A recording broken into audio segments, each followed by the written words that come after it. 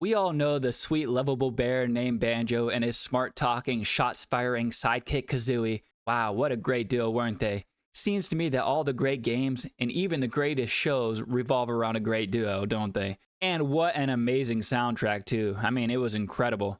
Anyways, this duo almost never existed, or rather, the game Banjo Kazooie was actually born from a completely different RPG concept, a game about a boy named Edson and his pet dog, a dog named Dinger. Oh, and his girlfriend too, named Madeline. And can't forget about Captain Cockeye and his parrot, which very well could have been the early adaptation of Kazooie, but it probably wasn't. Now. This game was known as Dream, Land of the Giants, which was its full title, by the way. Though this game didn't really start out all that intricate to begin with, as most of what was actually developed to begin with was about Edson and his dog Dinger. And even old Dingbat Dinger would kind of go off and do his own thing, not really seen too often and sort of helping out where he could. But this is all besides the point, because the game didn't really have a story at this moment. And even when it did begin to develop its own story, the story for said game was rather slim. Basically, Edson and his odd squad got tangled up with mean old Captain Black Eye and his crew, a pirate crew that is. Their main goal was to find a material known as Floatsy. No, not to be confused with Floatus Floatium from Banjo Kazooie. Or maybe it should be. Anyways, they were after Floatsy because it was a material that can make their ship fly. The ship known as Mudplugger. Why they wanted it to fly, you might ask? Well, would you not want a flying ship too? Yeah, that's what I thought. Now, somehow, Edson crossed paths with these lunatics and maybe got in their way. Maybe they were the good guys even, and maybe Edson was a lunatic trying to stop them from following their dreams of flight, even if it was to conquer the seas after all. And may I just add, Edson did run around with a wood sword to start with after all, and wood is for lunatics. So it kind of checks out now, doesn't it? Actually, oh, hold up now, scratch all that. You know what's actually for lunatics? I got 2 words for you.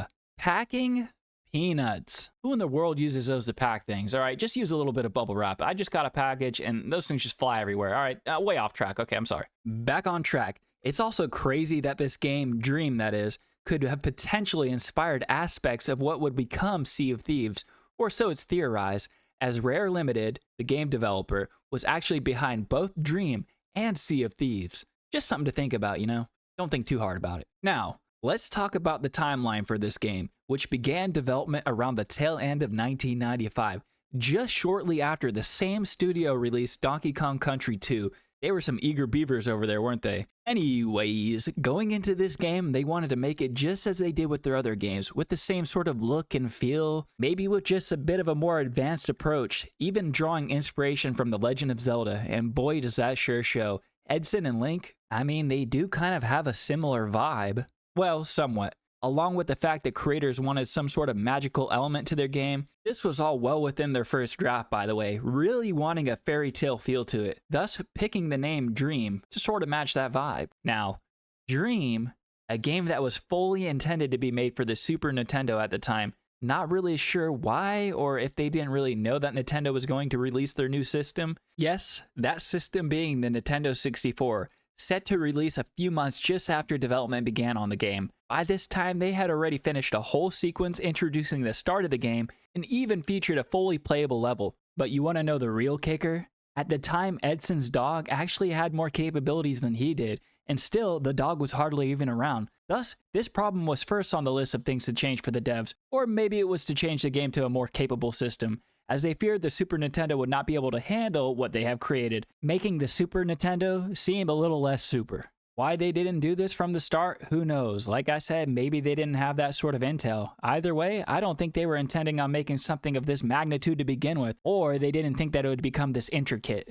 Anyhow, even if the game still looked beautiful at the time, and that's with the Super Nintendo, which couldn't even fully handle it, the idea to move development into the new era, the era of the Nintendo 64, was upon them, which actually threw a big wrench in their process, as what they were using before to create the game with pre-rendered graphics was no longer a capability. The 64 just straight up threw that method out the window. Thus, they had to adapt and overcome, using new machines and processes. You know, all that good nerdy stuff that we love.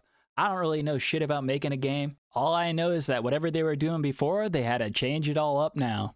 Honestly, it wasn't even really a problem for them anyhow, and they accepted a challenge to easily conquer. Now, along with all of this, new concepts for the game started to flow in as well, leaning less on the magical feel of the game and rather focusing heavily on the pirate aspect, thus maturing the game in the process, getting a bit more edgy to fit a wider audience. Though, during the original process, stage 1 if you will, now we're on stage 2, the whole pirate theme wasn't even explored yet. I don't even think they had any pirates thought out at the time anyways. As far as enemies go, they only had a troll-type alligator-looking creature, a dinosaur leg, just the leg, maybe an early Stomponodon, right?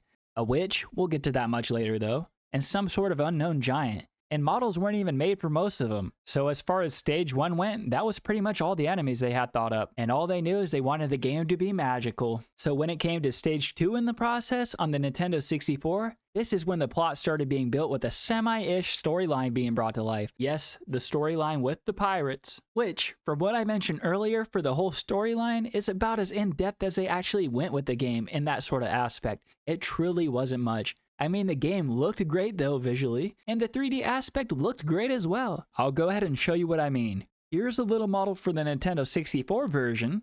I'll also share Edson's model from the Super Nintendo and compare it to the 64. Kind of matured a bit, didn't he? Maybe a little bit more edgy, if you will? Like I said, this was just a feel that they were going for at this point, and I'm pretty sure he even ditched the wooden sword as well. Probably for the better, because that thing wasn't going to do anything to anyone. Another wild thing about this point in time is that Grant Kirkhope, the man behind the music for all of these games, had already written and made well over 100 pieces of music specific for Dream itself. Even a song about the main pirate villain, Captain Blackeye. It had lyrics and all, and it even matched his energy. I guess it was sort of like a theme song at that point. Regardless, that's about all I know about it. Because honestly, I can't be bothered enough to put these into the video. I'm sure you can listen to them somewhere, and most of these pieces were even repurposed into Banjo Kazooie itself.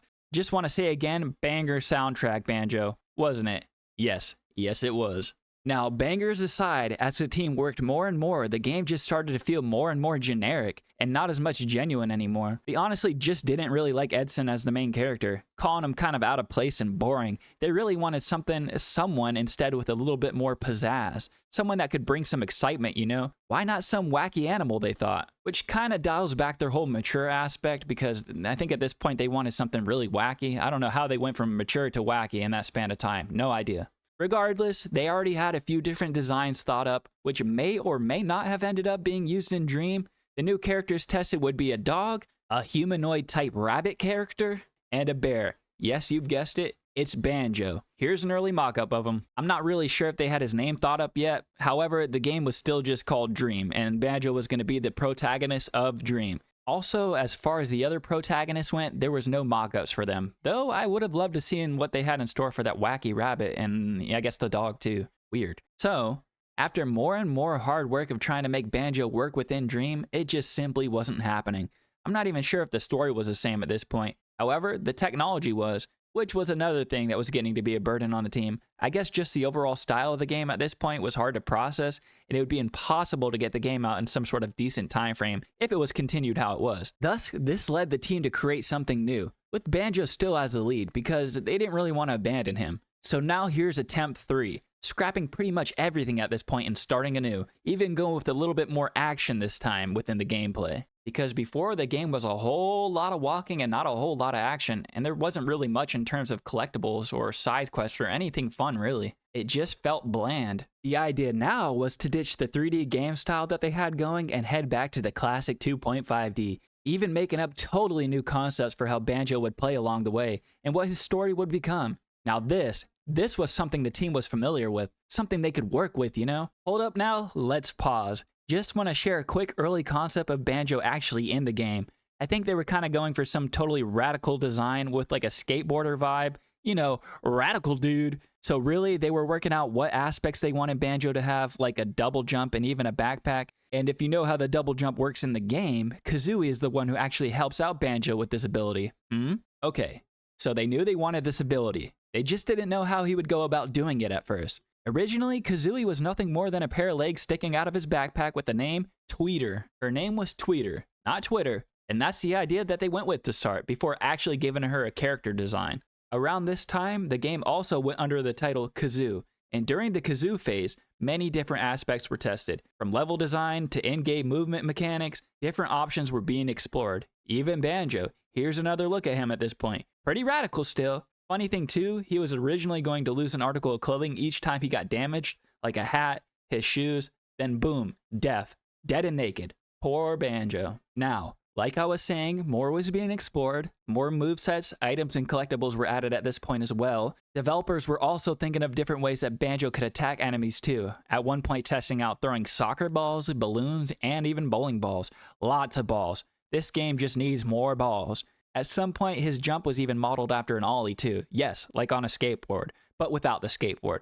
Just lots of trial and error happening, you know? It was simply a game where one wacky bear traveled from island to island just wrecking havoc. What's more to say, really? Though this version of the game ended up being scrapped as well. I mean, yet again, I'm losing track of stages at this point and phases and all that. Banjo remained incomplete. This time due to the team feeling that the design of the game overall was a bit outdated. I mean, can you even believe it? They took one look at Super Mario 64 and even another game that they were in the process of making known as 12 Tales Conquer 64, aka Conquer's Bad Fur Day. If you know, you know. Damn, this could potentially be another video topic. An awesome backstory on this one as well. Anyways, they compared these games to Banjo, or what was known as Kazoo at the time, and realized that Kazoo just wasn't up to par. In fact, it was some weak sauce. Luckily, at this time, not too much of the game had been completed and it was easy enough to restart. Now, just for context, this was all happening at the beginning of 1997 when they first realized this, leading into March of 97 where they would begin creating the last iteration of the game that we would know today,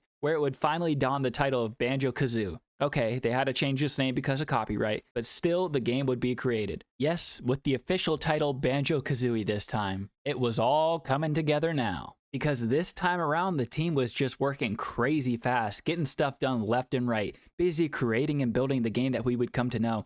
And of course, with a few rough drafts in between with aspects that maybe were a little bit too ambitious to start with, like in terms of the amount of levels expected to be featured or who would be introduced first, you know, just things like that. But that's okay because it was all being worked out. The storyline would continue to be polished, along with the stage designs, characters, you know, the whole shebangus. They even took some aspects from Dream prior and used them for Banjo. Not just the music as I mentioned before, but also the main villain, Gruntilda Winky Bunyan. She was actually a character that they had in mind for the first draft of Dream and its fantasy-type concept state. I told you I'd get to that. I just want to make a quick side note. At one point, Banjo was actually going to be turned into a frog after his battle with Gruntilda, where his sister, Piccolo, yes, this was Tootie at the time.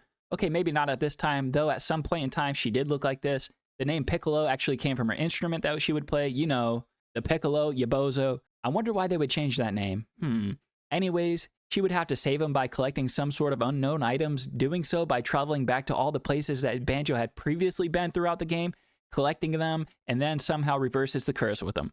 I really don't know how. Yes, some sort of reverse curse technique, I guess, with something like that. Okay, whatever. Thus, just kind of making the whole game go backwards. I wonder how that would have really went. Oh, and another tidbit, I believe she was originally going to be his girlfriend, so, you know, things change. I really wonder if this was because Edson was supposed to have a girlfriend too. I mean, I don't really know that for sure if this was because of that, but I'm just throwing theories out there, you know? Why not? Well, anyways, there you have it. A game that was quite a process to make. So much happened between late 1995 when it was first thought of, all the way to when Banjo Kazooie would first officially release June 29th, 1998. I know I'm probably missing some characters and such, and there was a lot being passed around each time that it was scrapped with different ideas to follow. I mean, drawing aspects from each time they restarted the process and using them for the next stage in different ways, while also completely scrapping others, it was just really a lot to keep track of. Now, if we could all take away one thing from this, just one thing.